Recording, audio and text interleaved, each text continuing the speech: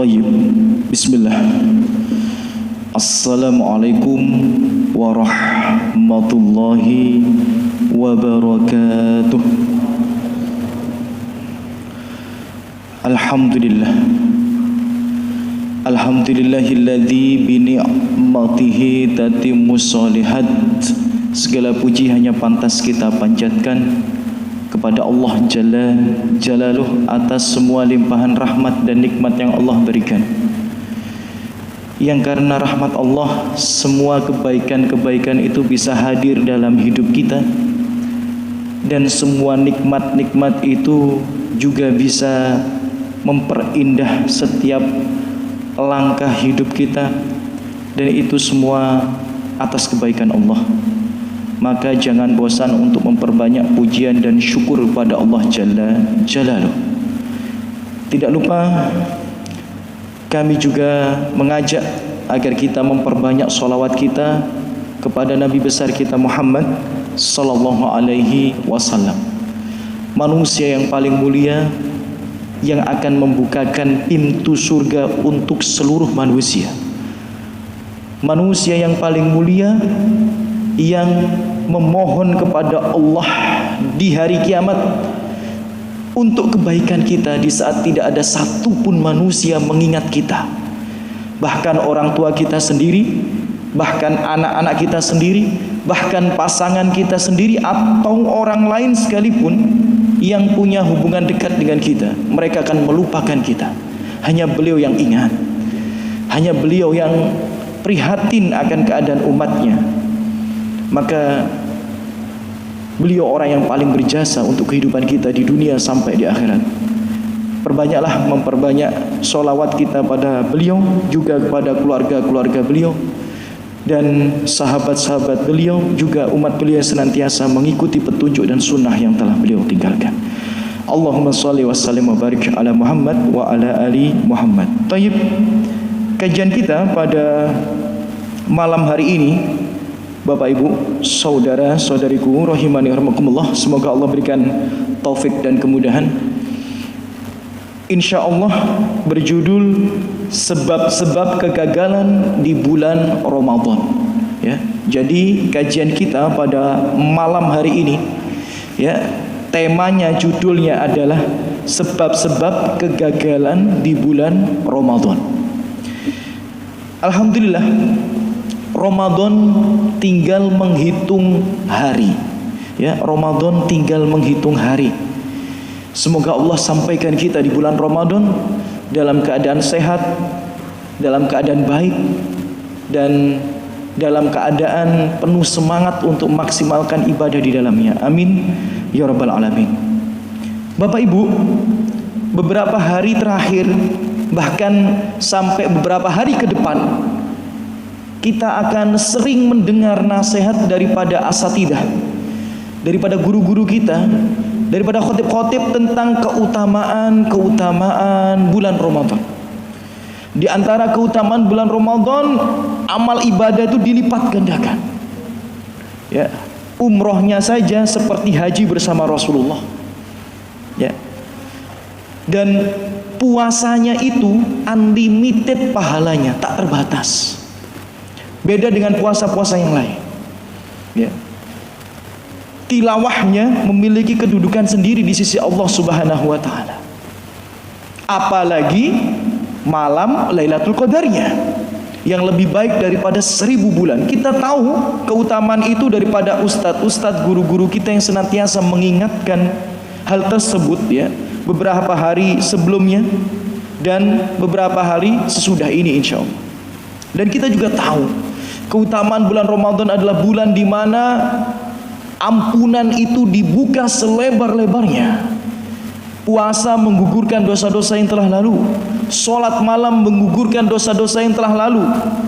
Zakat fitrah nanti pun itu menggugurkan dosa-dosa yang telah lalu. Dan setiap amal yang kita kerjakan menggugurkan dosa-dosa yang telah lalu. Keutamaannya besar. Apalagi di malam Lailatul Qadar. Sholat jika diterima, semua dosa kita bersih, kata Nabi Muhammad SAW. Dan kita tahu bahwa Ramadan itu adalah doa yang tidak mungkin disepelekan oleh Allah Subhanahu wa taala jika dipanjatkan. Ya, jika kita memanjatkan doa-doa kita di bulan Ramadan, itu mustajab. La turad, tidak tertolak, diperhatikan oleh Allah Subhanahu wa taala. Namun pertanyaannya, kok bisa? Ya. Bulan Ramadan yang memiliki banyak sekali keutamaan, tapi tidak sedikit orang yang gagal di dalamnya. Tidak sedikit. Maka daripada itu Rasulullah menggambarkan dengan kalimat rubba. Rubba sha'imin hadduhu min siyamihi al-ju' wal atas. Betapa banyak orang puasa nggak dapat apa-apa daripada puasanya kecuali lapar dan dahaga. Kan gagal ini. Dengan kalimat rubba itu betapa banyak, berarti ya banyak yang gagal. Dalam hadis yang lainnya, hadis riwayat Muslim, bahkan Jibril yang berdoa, rogima anfu rajulin dakhala alaihi Ramadan summa insalakha falam yukfar lahu. Celakalah seorang hamba itu, diancam untuk dimasukkan ke dalam neraka apabila dia memasuki Ramadan, melewatinya, tapi dosa-dosanya belum terampuni. Padahal Ramadan ini bulan yang begitu besar kesempatannya sebagai penggugur dosa, tapi kok belum terampuni, celaka dia. Dan banyak hadis-hadis yang lainnya yang menunjukkan bahwa tidak sedikit Bapak Ibu orang itu nanti akan gagal di bulan Ramadan. Ramadan yang lalu, Ramadan yang sekarang, dan Ramadan yang akan datang, mohon maaf, itu juga akan banyak orang yang gagal. Pertanyaannya, loh, kenapa kok mereka gagal? Apa sebab-sebab yang membuat mereka itu gagal di bulan Ramadan? Kami mencoba mendengar nasihat dari beberapa ulama, dari muhadharah mereka, kemudian juga mutolaah kitab, kemudian paling tidak kami mengumpulkan ada sekitar, ya karena waktu kita terbatas ya, jadi saya cukupkan 7 saja. Ada 7 sebab ya seseorang itu gagal di bulan Ramadan ya. Jadi tema kajian kita ini kan sebab-sebab kegagalan di bulan Ramadan. Kami kumpulkan ya, paling tidak ada 7 yang disampaikan oleh beberapa asatidah, beberapa ulama dari nasihat-nasihat mereka terkait bulan Ramadan. Ya. 7 sebab kegagalan di bulan Ramadan, atau 7 sebab ya seorang hamba itu gagal di bulan Ramadan. Yang pertama, ya supaya kita nggak gagal ya, kita belajar. Apa sih yang membuat orang itu gagal di bulan Ramadan? Karena nggak sedikit yang gagal itu, banyak. Kan eman kita sudah bekerja keras, kita sudah diberikan keistimewaan yang tidak diberikan pada umat-umat sebelum kita. Ya asal kita tahu ya, keistimewaan bulan Ramadan itu hanya ada pada umat Muhammad, tidak diberikan pada umat sebelumnya. Karena umur kita pendek, range-nya itu 60 sampai 70 tahun kurang lebih. Sedangkan umat-umat sebelum kita umurnya panjang-panjang. Nabi Nuh aja dakwahnya 900-an tahun, dakwahnya tok itu, belum hidupnya. Lah ibadah mereka panjang. Kalau kita dibandingkan dengan mereka, ibadah kita nggak ada apa-apanya. Ibadah kita dibandingkan dengan ibadah orang-orang sebelum kita, umat-umat sebelum Muhammad SAW, nggak ada apa-apanya. Umur mereka panjang-panjang, ratusan tahun. Ada yang 300 tahun, ada sebagian nabi itu range umurnya ya bersama umatnya itu 200 sampai 300 tahun. Kita ini ya itu tadi, range-nya kan 60 sampai 70 tahun saja. Makanya dulu di zaman Nabi, Rasulullah dan para sahabat itu dibully sama orang-orang Yahudi. Karena mereka orang-orang Yahudi kan terbukukan dengan baik cerita-cerita Bani Israel di zaman dahulu, yang umurnya panjang, ibadahnya banyak. Bahkan dalam sebuah asar dikatakan ada kebiasaan orang Bani Israel itu bisa puluhan tahun menyendiri di tempat ibadahnya, nggak keluar ngurusin dunia. Karena umurnya ratusan tahun, 60 tahun tuh udah. Misal dia itu kalau di kita ini masjid, tinggal di masjid 60 tahun fokus ibadah tok. Nah kita 60 tahun ya udah sampai meninggalnya juga gitu ya. Nah, makanya mereka itu pamer hal ini kepada para sahabat di zaman Nabi, dibully para sahabat itu karena ibadahnya sedikit, karena umurnya nggak panjang. Maka Allah turunkan surat Al-Qadar ini sebagai kabar gembira. Inna anzalnahu fi lailatul qadr, lailatul qadri khairum min alfi syahr. Ada malam di bulan Ramadan yang kalau kita mengerjakan ibadah di dalamnya lebih baik daripada ibadah yang kontinu selama 1000 bulan, 80 tahun lebih. Maka daripada itu, ini keistimewaan umat Muhammad.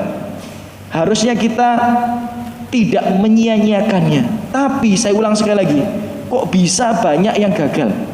Ya, dalam waktu kurang lebih ya sekitar 45 menit ke depan kita akan belajar. Apa 7 sebab itu? Paling tidak. Yang pertama, ya, sebab-sebab kegagalan di bulan Ramadan yang pertama, tidak memiliki jadwal atau schedule khusus. Ya, tidak memiliki jadwal atau schedule khusus dalam beribadah. Bapak Ibu, asal kita tahu, ya, kita memang tidak bisa meniru Nabi 100% dalam ibadah. Ya nggak bisa. Ya, Nabi kalau sholat malam kakinya bengkak. Kita kalau sholat malam matanya yang bengkak, kan gitu. Ya. Nabi kalau sholat malam kan kakinya yang bengkak karena kelamaan berdiri. Ya. Kita sholat malam matanya yang bengkak karena masih ngantuk, kan gitu. Jadi niru Nabi itu susah memang. Ya, maka para sahabat pun berupaya meniru Nabi semaksimal mungkin walaupun tidak persis. Di antara cara para sahabat dan salafus soleh meniru Nabi di bulan Ramadan adalah memiliki jadwal khusus dalam ibadah. Serius. Ya, kita tidak boleh hanya menyampaikan argumen tanpa dalil. Karena kalau nggak ada dalilnya, setiap orang bisa ngomong sesukanya. Saya berikan dalil bahwa Nabi itu punya schedule khusus di bulan Ramadan. Hadisnya riwayat Bukhari, nggak abal-abal berarti kan? Karena Rasulullah SAW ajwadun nas wa kana ajwadu ma yakunu fi Ramadan. Nabi itu orang yang paling dermawan di antara manusia yang lain. Tapi kalau masuk Ramadan lebih dermawan lagi. Bahkan dalam riwayat yang lain seperti angin yang berhembus. Jadi Nabi itu dermawan. Di luar Ramadan saja dalam sebuah hadis dikatakan Nabi itu pernah didatangi sahabat yang habis keluar negeri. Loh kok gitu, Dan? Iya, orang Mekah itu, orang Madinah itu, kerjaannya mereka itu seperti di surat Al-Quraisy itu. Mereka bawa barang dagangan dari kotanya, kemudian dibawa ke luar negeri dijual. Laku, kemudian bawa barang dagangan di luar negeri, dijual lagi ke kampung halamannya. Itu kebiasaan orang Arab zaman dulu. Ya, di zaman Nabi itu kayak gitu. Ya, Abu Sofyan itu paling unggul dalam hal itu. Khadijah dan sebagainya. Jadi mereka itu membawa barang dagangannya ke luar negeri dijual. Ya, misal kalau kita ini orang Indonesia, ya, bawa barang dagangan Indonesia ke Singapura, ke Australia misal. Nanti kalau sudah dibeli barang kita yang di Indonesia itu oleh orang-orang Australia, karena mereka nggak ada barangnya di Australia, adanya cuma di Indonesia, maka uangnya kita ambil kulakan barang di Australia yang nggak ada di Indonesia. Pulang bawa barang, bawa uang, dijual lagi, dan terus itu. Nah, itu kebiasaan orang Arab terdahulu yang ada di surat Al-Quraisy. Nanti bisa dibaca. Nah, Nabi itu pernah dikasih baju dari luar negeri, bahasa kita ya, dari luar kota gitu ya, yang nggak ada di daerahnya waktu itu, dipakai. Kemudian ada salah satu sahabat mandengi terus, saking api, ya. Kemudian sama Nabi dilihatin terus, ditanya, kamu mau Mau ya Rasulullah. Dilepas, dikasihkan. Padahal baru ini. Coba kita ya. Ya, teman kita, keluarga kita habis umroh. Pulang-pulang antum dikasih gamis. Harganya 800.000. Kemudian ada teman antum ngelihatin terus karena gamis antum bagus. Kira-kira apa yang antum bilang? Mau tah kayak Nabi? Atau antum bilang bagus tah? Ya mesti ae larang loh. Ya mesti ae larang. Apik tah? Ya mesti ae wong tukune nang Mekah kan. Nah, kan jadi kita ini beda dengan Nabi, itu beda. Kemudian kelanjutannya adalah hina yalqahu Jibril wa kana Jibril yalqahu fi kulli lailatin min syahri Ramadan fayudarisuhu al-Qur'an. Apa kelanjutan dari situ? Nabi di luar bulan Ramadan itu sudah sangat dermawan, tapi kalau masuk bulan Ramadan lebih dermawan lagi. Dan setiap hari di bulan Ramadan Nabi itu ditemui Jibril di malam harinya. Kemudian setiap malam Nabi itu belajar Al-Quran dengan Jibril. Belajar Al-Quran ini bagaimana? Kata para ulama, maksudnya adalah memurojaah hafalannya. Ya, memurojaah hafalannya. Kemudian menjelaskan mana yang nasikh, mana yang mansukh. Ya, hukum itu kan dari nasikh dan mansukh gitu. Dan itu sepanjang malam selama bulan Ramadan. Jadi Nabi aja ada skedulnya belajar Al-Quran itu. Jadi Nabi mengkhususkan diri sibuk dengan Al-Quran di malam hari karena didatangi Jibril kemudian memurojaahnya. Jadi Nabi itu punya skedul, punya jadwal ibadah. Kita kalau nggak dibuat skedul pasti berantakan. Siapa kita? Nabi aja ada jadwalnya. Kok kita malah nggak bikin jadwal? Nah, itu kan Nabi tadi. Kan kita bukan Nabi. Toyib. Kita ikuti para sahabat. Kita ikuti para salafus soleh. Ya, misal dalam sebuah riwayat dikatakan Aisyah kalau masuk bulan Ramadan itu setiap selesai sholat subuh tidak pernah menutup mushafnya. Gak pernah nutup mushafnya. Sampai kapan? Sampai matahari terbit, kemudian beliau beristirahat sejenak. Aisyah saja menjadwalkan dirinya untuk ibadah. Oh, kayaknya aku ini kalau sama Al-Quran enaknya bismillah ba'da subuh sampai matahari terbit. Aisyah aja ada skedulnya. Sofyan As-Sauri aja ada skedulnya. Imam Az-Zuhri saja ada skedulnya. Imam Malik saja merubah skedulnya di bulan Ramadan daripada skedul yang ada di luar Ramadan. Jadi memang harus beda. Imam Malik ini kan terkenal dengan julukan Imam Ahli Hadis atau Imam Hadis karena banyak sekali riwayat yang beliau hafal dan beliau sangat paham terhadap hadis-hadis Nabi Muhammad SAW. Imam Malik itu kalau buka kajian, Pak Bu, niku sampai belakang niku loh, panjangnya itu sampai sejauh mata memandang. Ini istilah ya, istilah dari sejarah niku. Nek buka ilmu pembelajaran hadis itu yang hadir tuh bisa sejauh mata memandang. Ya istilah. Apakah benar-benar sejauh mata memandang? Ya Allah alam, kan kadang-kadang kan istilah ya. Ya istilah ya, sejauh mata memandang. Maksudnya apa? Banyak yang hadir. Tapi masuk bulan Ramadan ya, beliau menutup majelisnya, menyibukkan dirinya dengan Al-Quran, dan ya sesekali mengajar Al-Quran, bukan hadis. Jadi diubah skedulnya.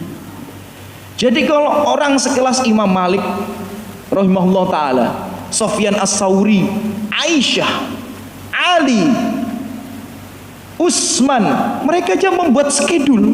Kalau saya baca semua riwayatnya nggak cukup waktunya. Mereka aja membuat skedul jadwal yang berbeda antara bulan Ramadan dengan bulan yang lain. Lah siapa kita? Wis sak mlaku-mlakune tat yo gak mlaku. Harus sampean buat skedul. Ya, karena skedul itu membuat kita lebih mudah istiqomah. Kalau jenengan sak mlaku-mlakune, hari pertama bisa 2 juz. Hari kedua mulai sak juz setengah. Ya. Hari ketiga sak juz. Hari keempat wis ono jadwal buka bersama. Ya kan? Keluar kota lagi. Ya repot ya. Ya. Hari kelima ya buka bersama keluarga loh. Tadi mau ambek konco ngaji nih. Ya, menini ambek keluarga nih. Menini ambek konco SMA lo ruwet. Akhirnya Anda harus punya skedul. Jangan berjalan begitu saja. Nabi itu ada skedul untuk ibadah. Aisyah ada, Sufyan As-Tsauri ada, Utsman ada, ya kan? Imam Syafi'i ada. Misal ini saya bacakan ya. Di sini dikatakan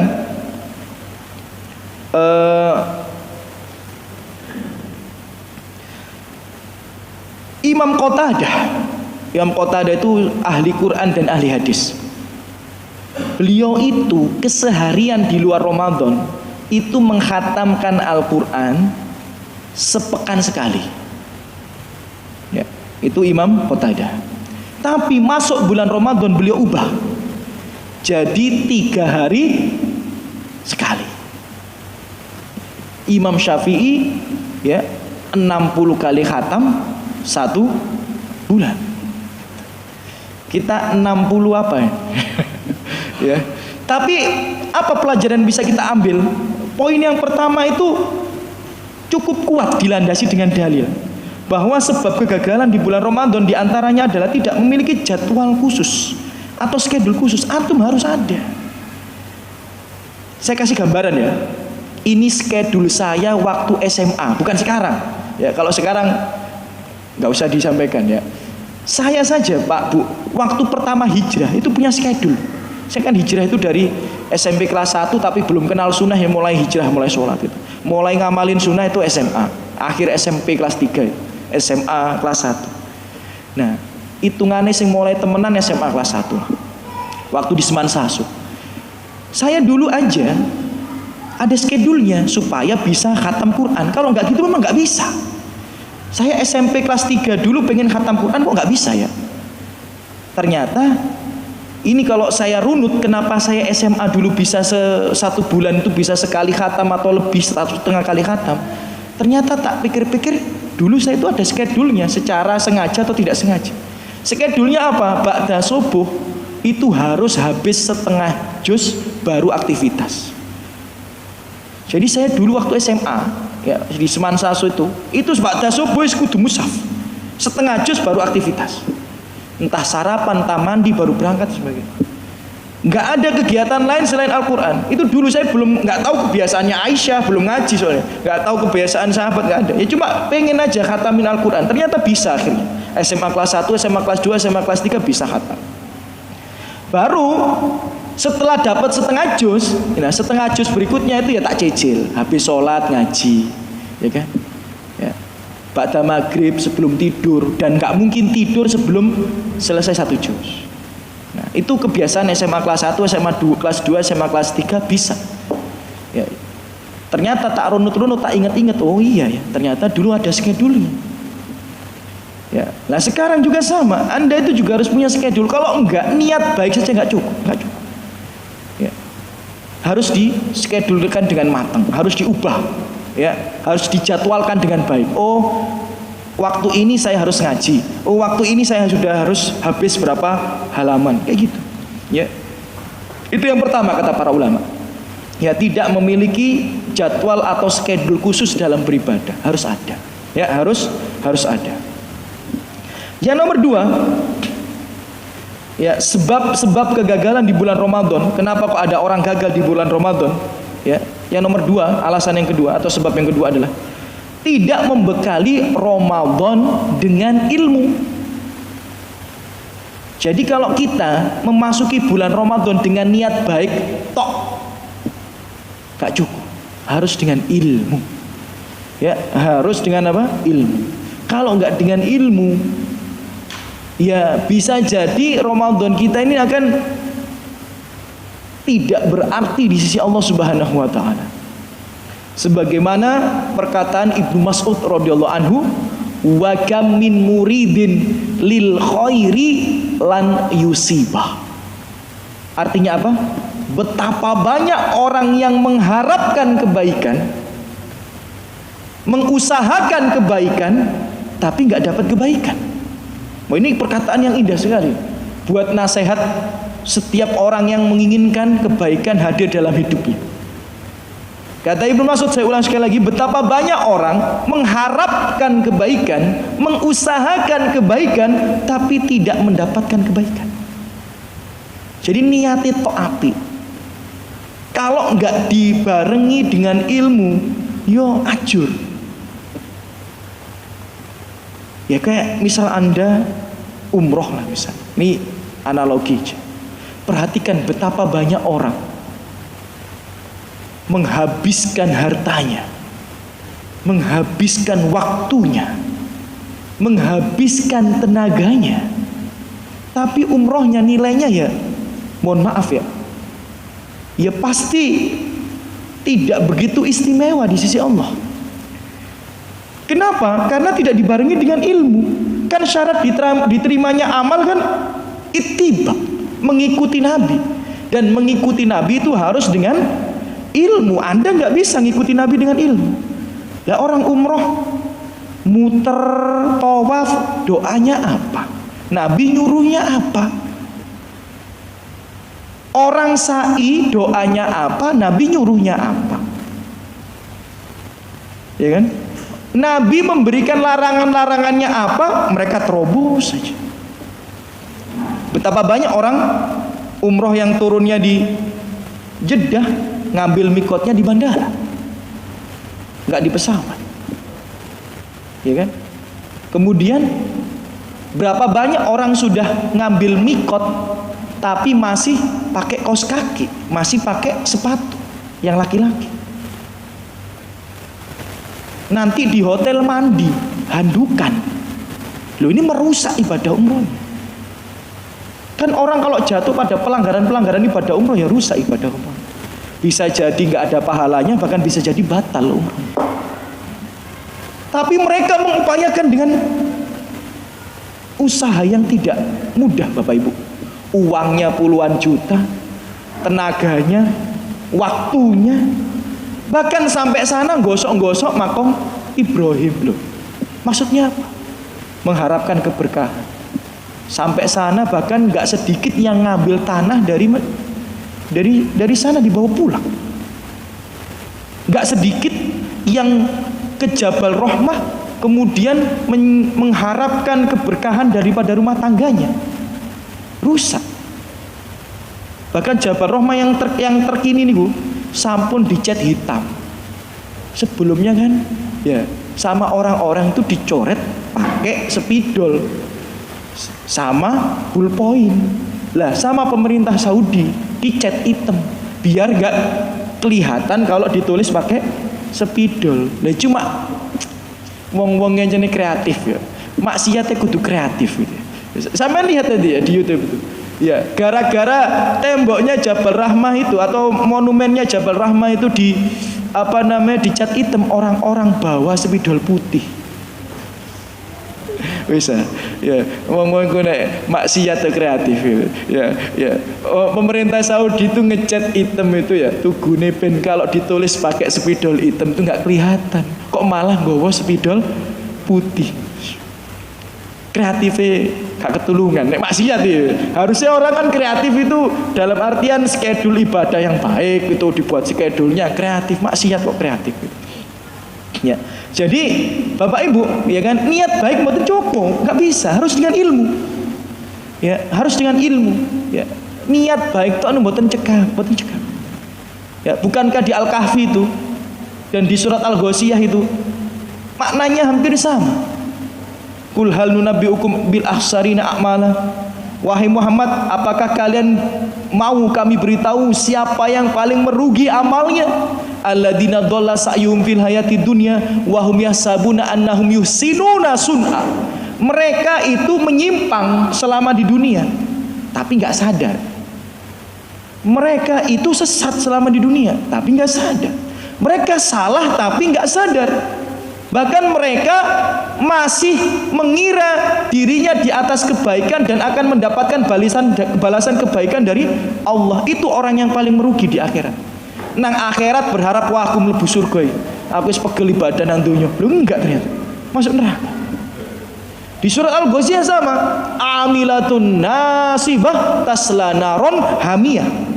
Orang tuh capek ibadah di dunia tapi di akhirat dimasukkan ke dalam neraka. Naudzubillah min dzalik. Ayat yang ketiga dan keempat di surat Al-Ghasyiyah. Jadi niat baik saja untuk menyambut, memasuki dan melewati Ramadan gak cukup, harus dengan ilmu. Lah ilmunya apa? Banyak. Ya, makanya satu kali pertemuan kajian nggih mboten cekap. Ilmu yang harus kita bekali terkait Ramadan ya banyak. Misal keutamaan-keutamaan. Biar kita tahu, oh kalau ibadah ini keutamaannya seperti ini. Semakin kita tahu keutamaannya, semakin kita sayang untuk meninggalkannya.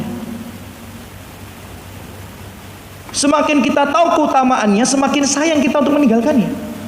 Ya kan? Kan kayak gitu kan? Dan itu berlaku untuk hal yang lainnya. Kalau kita tahu itu ada sebuah keutamaan, kita akan sayang untuk meninggalkannya. Misal satu hari laki-laki paling tidak harus minum 1,5 sampai 2 liter air putih untuk menjaga kesehatan dia. Biar kalau nanti sudah umur 40 nggak kena gagal ginjal, ya, biar mengontrol hipertensinya dengan baik dan lain sebagainya. Kalau dia tahu keutamaannya, dia nggak mau ninggalin. Tapi kalau dia nggak tahu keutamaannya, ngombe nih yang bersoda, yang manis, karena nggak tahu keutamaan. Kenapa sih orang tuh kok semangat mengamalkan? Karena tahu keutamaan. Kenapa orang kok semangat iktikaf? Karena tahu keutamaan. Kenapa kok orang semangat membaca Al-Quran di bulan Ramadan? Karena tahu keutamaan. Jadi kita nih harus tahu keutamaan-keutamaan. Ilmu itu penting tentang keutamaan-keutamaan ibadah-ibadah di bulan Ramadan. Ilmu yang lain yang tidak kalah penting adalah tentang pembatal pahala. Itu penting. Jangan-jangan selama ini kita jatuh pada pembatal pahala di bulan Ramadan. Saulan capek ibadah ternyata nggak ada nilainya, karena kita nggak tahu ilmunya itu tadi loh.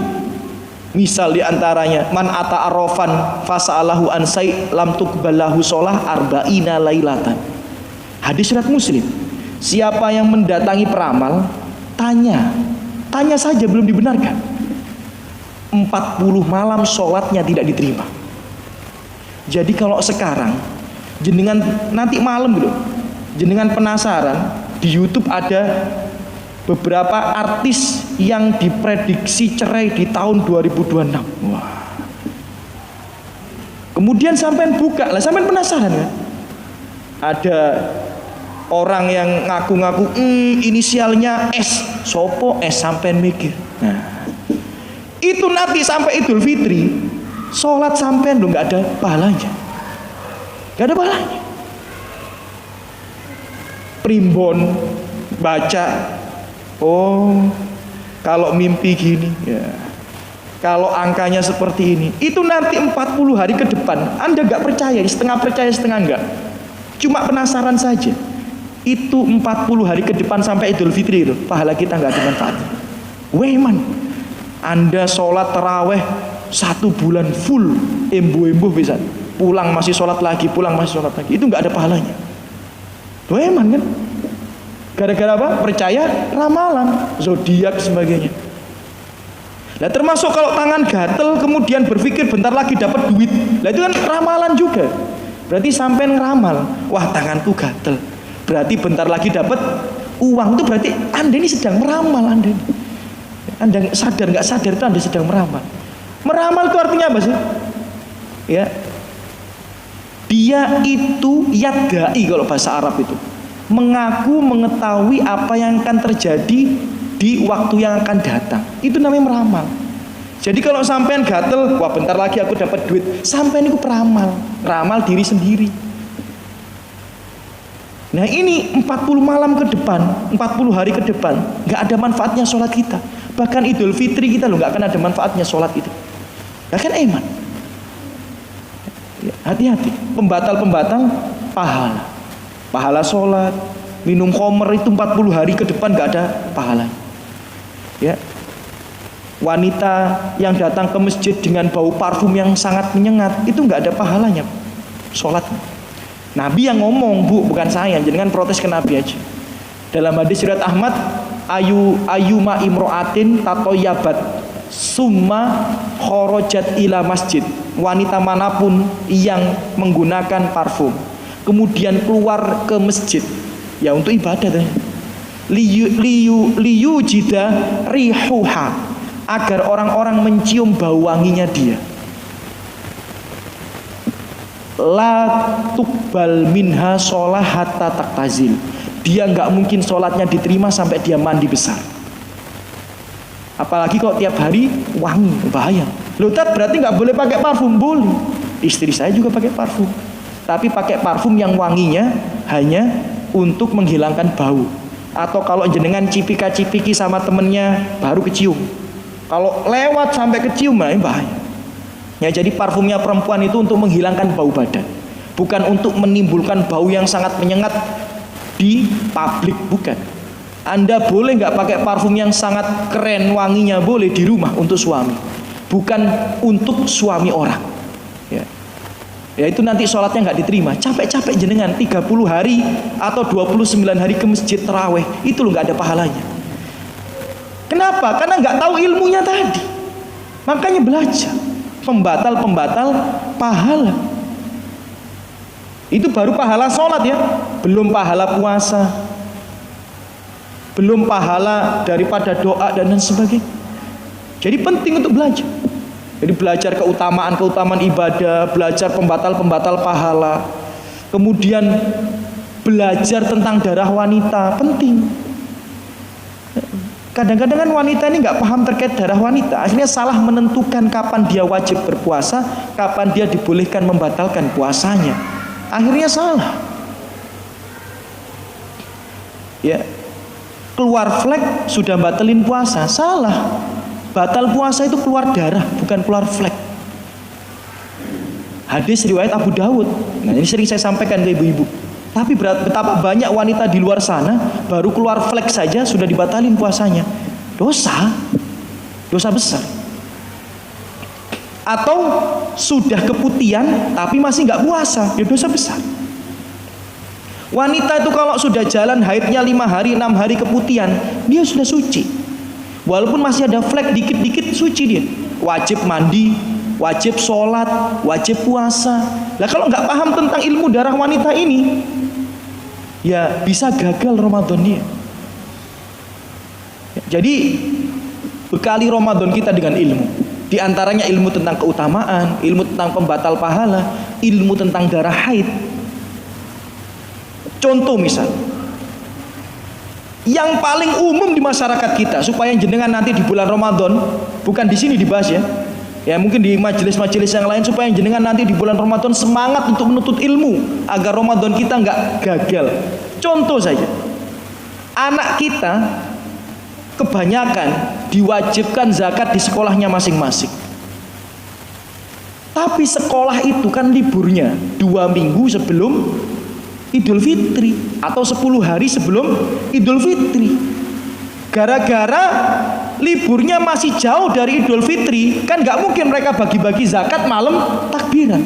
Akhirnya dibagi zakat fitrahnya seminggu sebelum Idul Fitri. Lah ini sebagian besar ulama mengatakan zakatnya nggak sah, boten sah.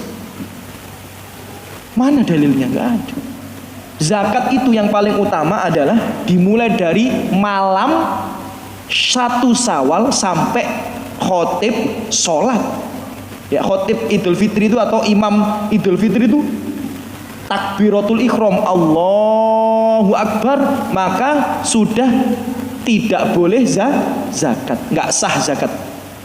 Yang paling utama itu dari maghrib nanti takbiran sampai imam takbiratul ihram, itu waktu paling utama. Kalau tidak bisa, kata Ibnu Umar, yang biasa dilakukan oleh para sahabat adalah yaumain au salasati ayam, 2 atau 3 hari sebelum hari raya. Wes itu tok dalile, gak ada yang lain. Tapi sekolah-sekolah niku seminggu 10 hari sebelum Idul Fitri wes bagi-bagi zakat. Nah ini sebagian besar ulama mengatakan gak sah, boten sah. Kayak jenengan sholat isya sekarang, nggih boten sah. Jenengan sholat subuh, nanti setelah sholat isya jenengan sholat subuh, sah nomor mboten? Ya enggak, kan ada waktu tertentu, nggak bisa kan? Nah ini pentingnya ilmu, niat baik aja nggak cukup. Pertanyaannya, guru-guru di sekolahannya anak kita ini baik apa tidak? Ya baik lah, niatnya kan baik, ngumpulin zakat, bagi-bagi zakat ke orang-orang miskin di sekitar sekolah, supaya sekolahnya ini punya image baik, berbagi, loh itu baik. Cuma baik saja nggak cukup, harus dengan ilmu. Benar kata Ibnu Mas'ud, betapa banyak orang tuh niatnya baik, harapannya baik, usahanya apik, tapi nggak dapat kebaikan. Karena apa? Nggak ada ilmunya. Jadi penting ilmu itu. Ya, makanya di waktu Ramadan ini bukan hanya kita semangat untuk ibadah, tapi harus semangat menuntut ilmu. Nah itu faktual itu, sampai lihat di sekolah-sekolah nih, sampun bagi-bagi zakat seminggu saat durungnya hari raya, enggak sah nih. Coba keluarkan imam siapa yang bilang sah? Ya, nggak ada. Ya, atau sedikit yang mengatakan. Ya, jadi ini penting ya. Yang nomor 2, ya, tidak membakali Ramadan dengan ilmu. Jadi sebab kedua orang tuh gagal di bulan Ramadan ya karena tidak membekali Ramadannya dengan ilmu. Kalau pengen nggak gagal, pengen berhasil, ya berilmu, belajar. Ya nanti di sela-sela bulan Ramadan selain kita isi dengan ibadah, kita isi dengan ilmu, majelis ilmu.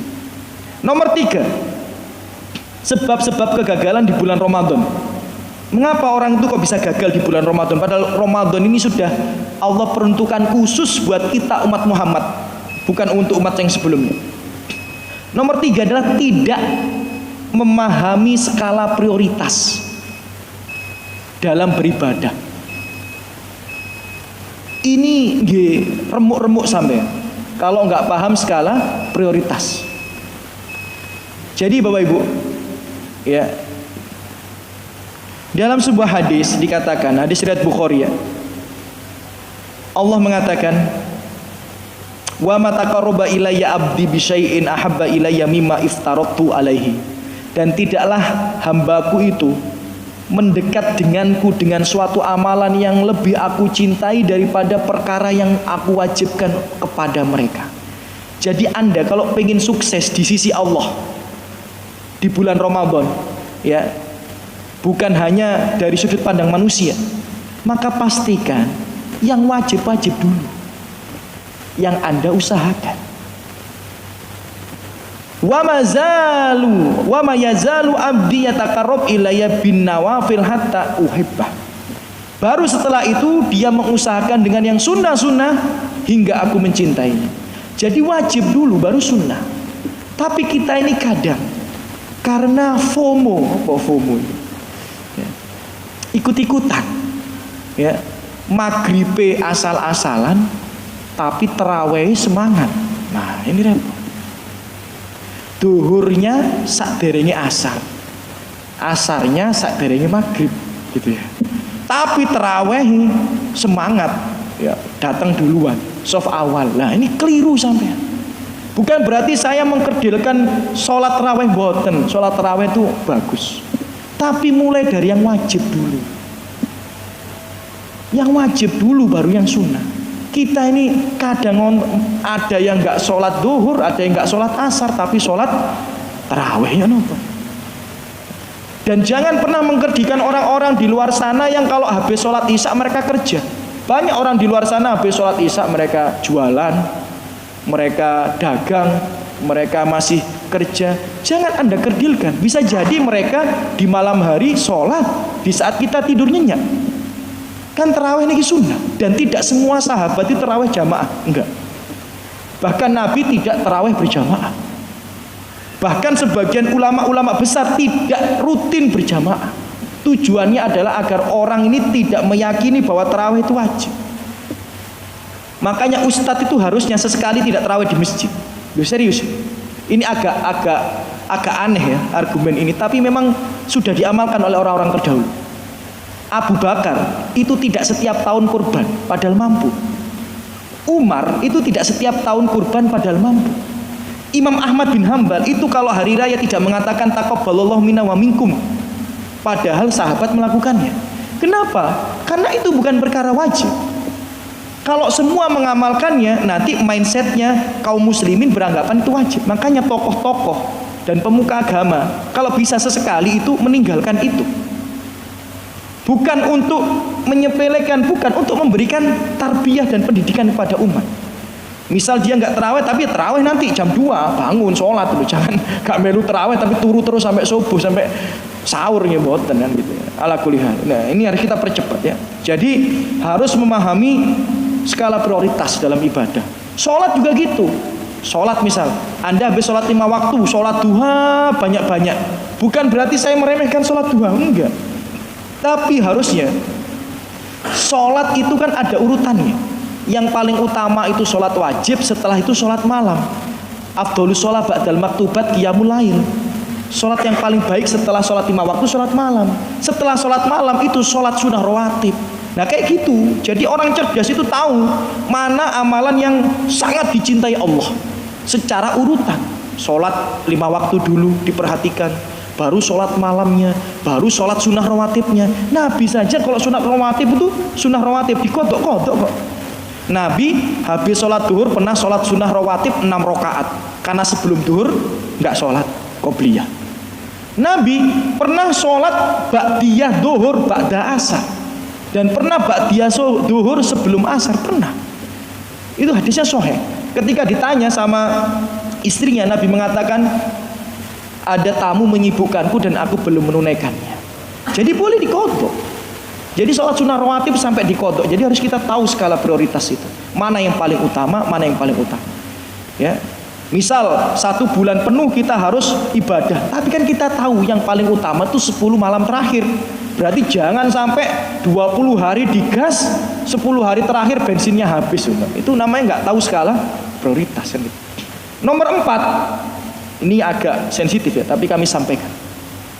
Tidak berani memprioritaskan akhirat daripada dunia. Kalau tadi kan antara ibadah dengan ibadah. Nah kalau yang nomor 4 ini tidak berani memprioritaskan akhirat daripada dunia. Maksudnya apa? Bapak Ibu, nggak ada manusia nggak sibuk, itu nggak ada. Ya, apalagi mereka yang ingin sukses, nggak ada. Tapi Bapak Ibu rahimani wa rahimakumullah ya. Jika kita mau jujur, ya, jika kita mau jujur, Bapak Ibu rahimani wa rahimakumullah, kita ini sudah mendahulukan akhirat kita belum daripada dunia kita. Misal ayatnya ini, ya, ayatnya saya bacakan penjenengannya. Al-Qasas ayat 77. Wattabi fima atakallahu darul akhirah wala tansa nasibaka minad dunya. Perjuangkanlah negeri akhirat, ya, dengan nikmat-nikmat yang sudah diberikan kepadamu. Maksudnya apa? Antum dikasih nikmat harta, perjuangkan akhirat dengan hartamu. Antum dikasih nikmat sehat, perjuangkan akhirat dengan sehatmu. Antum dikasih nikmat waktu luang, perjuangkan akhirat dengan waktu luangmu. Jadi memperjuangkan akhirat itu dengan nikmat yang Allah titipkan kepada kita. Kemudian Allah mengatakan wala tansa nasibaka minad dunya, tapi jangan lupakan bagian duniamu.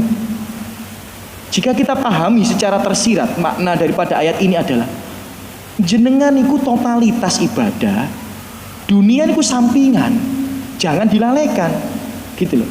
Bukan totalitas golek dunia, akhirat sampingan, yang ini repot.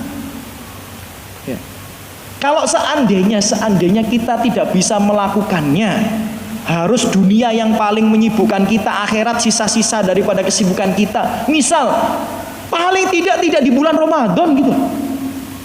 Di luar Ramadan, apakah nggak kurang 11 bulan kita disibukkan dengan dunia? Bulan Ramadan masih disibukkan dengan dunia. Atau paling tidak kalau nggak bisa 1 bulan Anda disibukkan dengan akhirat, apakah tidak bisa 10 hari saja di bulan Ramadan? Atau 10 malam saja di bulan Ramadan yang terakhir Anda itu sibuk akhirat, nggak sibuk dunia? Bisa nggak? 10 hari aja. Tapi terkadang kita untuk menentukan itu saja berat. Lah terus mana tatbik, penerapan kita daripada Al-Quran itu?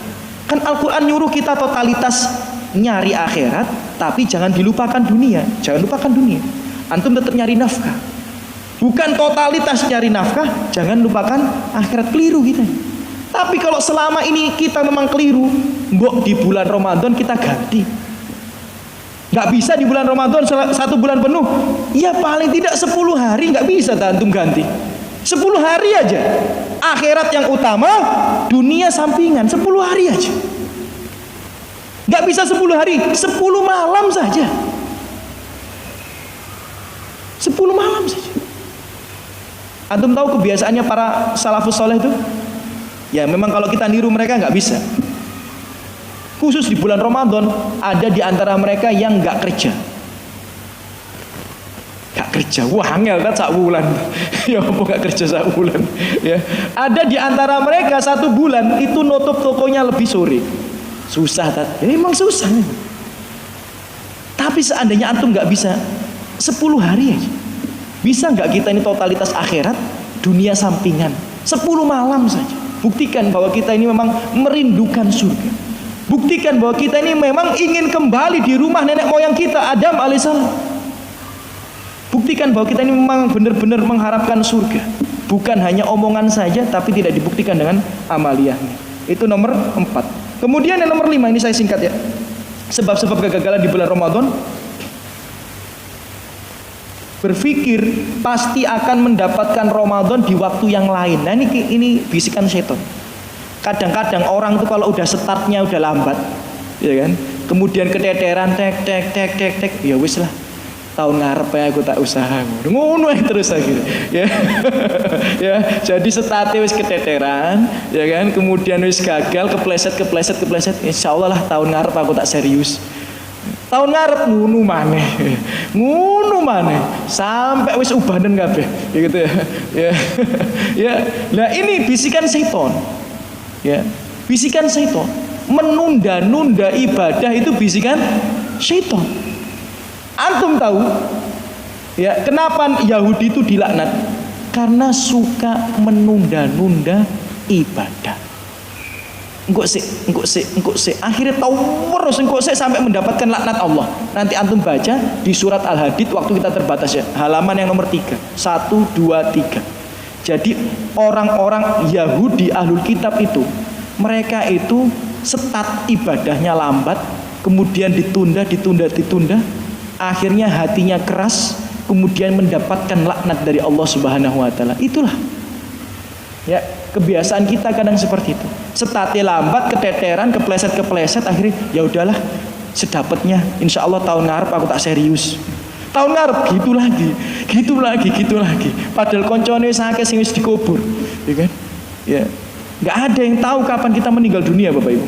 Ya, jadi itu bisikan syaitan ya, menunda-nunda ya untuk totalitas ibadah. Ya, nanti bisa dilihat di surat Al-Hadid halaman yang ketiga, dibaca sendiri waktu kita terbatas ya. Ya. Di surat Al-Hadid halaman yang ketiga. Apakah belum tiba waktunya kalian itu sungguh-sungguh beribadah kepada Allah gitu. Ataukah kalian pengen seperti orang Yahudi, nunda, hatinya keras kemudian mendapatkan laknat Allah? Itu Al-Hadid halaman yang ketiga. Yang nomor 6, ya, kenapa orang gagal di bulan Ramadan? Ya, karena masih membawa banyak dosa yang belum terampuni. Ya, masih membawa banyak dosa yang belum terampuni. Bapak Ibu, asal kita tahu, Orang baik itu akan dimudahkan ibadah di bulan Ramadan. Orang jelek itu akan dipersusah untuk ibadah di bulan Ramadan. Makanya Anda itu kalau masuk bulan Ramadan, saya juga, ayo banyak-banyak minta ampunan pada Allah atas dosa-dosa yang telah lalu. Dalilnya mana? Dalilnya di surat Al-Lail, fa amman aqta wattaqa wa saddaqa bil husna fasanuyassiruhu lil yusr. Siapa yang banyak berbuat kebaikan, di antaranya sedekah, ya, kemudian percaya akhirat dan lain sebagainya, Allah akan memudahkan dia dalam kebaikan. Akan dimudahkan.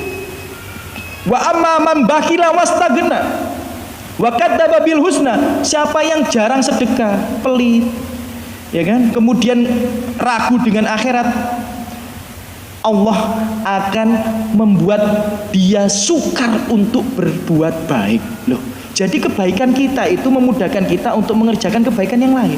Keburukan kita membuat kita susah berbuat kebaikan setelahnya. Makanya kalau kita ini susah berbuat kebaikan di bulan Ramadan, jangan-jangan kita ini masih membawa banyak dosa yang banyak yang belum diampuni. Maka banyak istighfar, ya, banyak istighfar. Ya, itu yang alasan nomor 6 ya, kenapa kok ada orang gagal di bulan Ramadan, karena masih membawa banyak dosa-dosa yang belum terampuni. Karena kalau dia orang baik akan dimudahkan oleh Allah. Kalau dia memang banyak maksiat yang belum diampuni ya susah. Yang terakhir, yang nomor 7 adalah kurangnya tawakal kepada Allah. Ya, kurangnya tawakal kepada Allah. Bapak Ibu, di surat Fatir ayat 32, manusia itu dibagi menjadi 3. Ada yang zolimu li nafsih, menzolimi dirinya sendiri. Ada yang muktasid, ya, kadang apik kadang elek. Dan ada yang sabikum bil khairat. Sabikum bil khairat itu apa? Bergegas dalam ketaatan, sregep ibadah, berlomba-lomba dalam ketakwaan. Itu sabikum bil khairat. Ada 3 golongan manusia.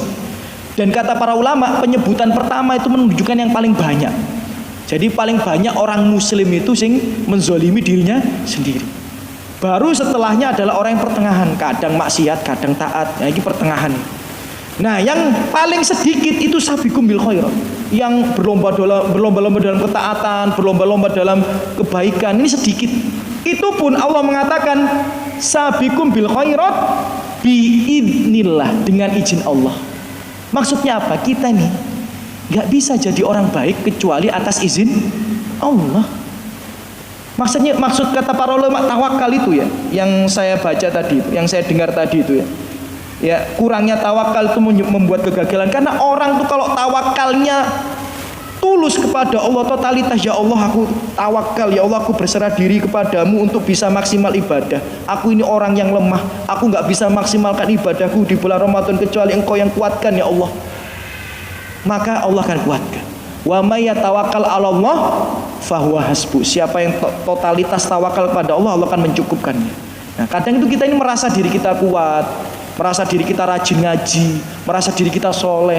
Nah, itu yang membuat kita kadang kepleset di bulan Ramadan, kata para ulama. Kurangnya tawakal pada Allah, ya, merasa dirinya mampu, padahal dirinya itu tidak mungkin bisa mampu dan menjadi orang yang soleh, disibukkan dengan kebaikan kecuali atas izin Allah Subhanahu wa ta'ala. Aqulu qouli hadza. Apabila ada salah kata, sikap dan kurangnya itu dari saya pribadi, dan bisikan syaitan lebihnya dari taufik Allah Subhanahu wa ta'ala. Itulah 7 ya, paling tidak ya, sebab-sebab kegagalan di bulan Ramadan, ya, kita pelajari dengan baik dan kita persiapkan, ya, semoga Allah mudahkan kita untuk mensukseskan Ramadan yang akan kita hadapi pada tahun ini. Amin ya rabbal alamin. Alhamdulillah, salatu wassalamu ala rasulillah. Semoga yang hadir di sini Allah balas dengan sebaik-baiknya balasan, diangkat derajatnya, diampuni dosa-dosanya, dilimpahkan rahmat rezekinya. Yang masih memiliki hutang dimudahkan untuk melunasi hutang-hutangnya, diangkat masalah musibah penyakit yang menimpa dirinya maupun keluarganya, dan Allah berikan taufik dimudahkan kita dalam ketaatan. Allah sampaikan kita di bulan Ramadan, dan semoga Allah mudahkan kita mengisi bulan Ramadan dengan kebaikan-kebaikan. Allah berikan kita bimbingan dan hidayah sampai kita meninggal dunia dalam keadaan husnul khatimah dan dikumpulkan di surga Allah Subhanahu wa taala. Amin ya rabbal alamin. Kita tutup dengan doa kafaratul majelis. Subhanakallahumma bihamdika asyhadu an la ilaha illa anta astaghfiruka wa atubu ilaik. Assalamualaikum warahmatullahi wabarakatuh.